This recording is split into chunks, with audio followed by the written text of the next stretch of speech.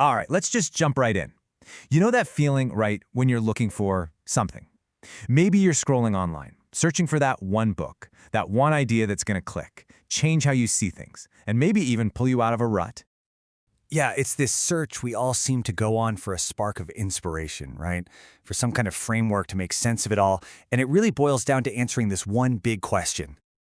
I mean, why is it that some leaders, some companies, they're just so inspiring you'd follow them anywhere, while others just fall flat? Well, it turns out there is a pattern, a really simple but super powerful idea that explains everything. And it was discovered by author Simon Sinek. And he calls it the golden circle. And trust me, it's going to flip the way most of us think, act, and communicate completely on its head. Okay, so here's the big idea. Sinek points out that pretty much every single organization on the planet knows what they do. You know, they sell something or provide a service. Some of them even know how they do it, their secret sauce, their unique process, but very, very few can clearly tell you why they do what they do. And that why isn't about making a profit, that's just a result. It's their purpose, their cause, the deep down belief that drives everything they do. So, what sets the inspiring leaders and organizations apart? They don't communicate like everybody else. They go from the inside out. They start with that big why, their purpose, and then everything else, it just flows naturally from there. And this whole inside-out approach, that is the secret to creating genuine inspiration.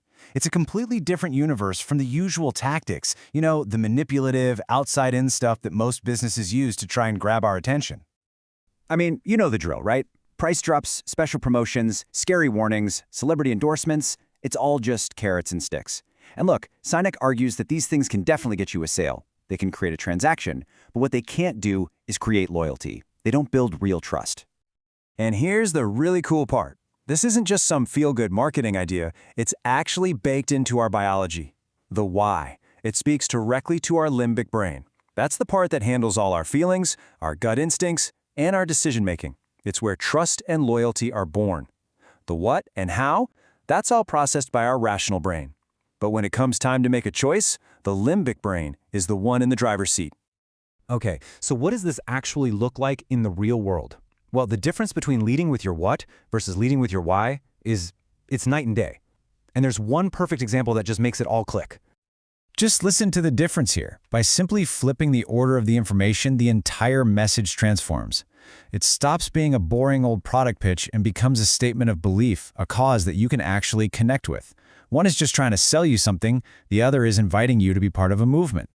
And you see this pattern played out all through history. Take the invention of the airplane. Samuel Langley, he had everything. The money, the smartest people on his team, all the media attention. But the Wright brothers, they had a burning why. They truly believed that flight could change the entire world. And that passion is what inspired a small, dedicated crew in a little bike shop to do what everyone thought was impossible. This idea is so powerful it can build a whole business from scratch. Think about Tom's shoes. They weren't just selling shoes, were they? They were selling a purpose. That one-for-one model connected with people on a deep emotional level, because customers wanted their purchases to mean something more. So, this all sounds fantastic, but how do you actually use it? How do we apply it in our own lives? Well, Sinek gives us this really elegant, simple tool to make sure our decisions are always lining up with our purpose. He calls it the celery test. It's simple. Imagine your why is to be healthy. You're at the grocery store and people give you advice. Buy Oreos, buy M&Ms, get some rice milk, and grab some celery. Which ones pass the test? Well, if your why is to be healthy, you only buy the rice milk and the celery. It's not that Oreos are a bad idea in general, they're just not the right idea for your why. And that's the whole process right there. It's all about creating real, genuine authenticity. When your whats, your actions and your choices are consistently passed through that filter of your why, you stop just saying what you believe. You actually start living it. And trust me, people can see the difference. But what happens when that powerful, founding why starts to get lost? Sinek makes a pretty bold claim here. He says the single biggest challenge any successful organization will ever face is, ironically, its own success. See, as a company gets bigger and bigger, that original passion from the founder, it can get watered down. The why starts to get fuzzy. And pretty soon, the focus shifts to the what, the numbers, the products, the bottom line. Sinek calls this the split. Think about Walmart. Understand Walton, it had a super clear cause, to serve people and champion the everyday person. But after he was gone, that cause slowly drifted and became all about low prices. The original soul, that inspiration, it just started to fade away. And really, that brings it all back to the most important question of all. Because this whole idea isn't just for big companies or famous leaders. It's about us. It's about you.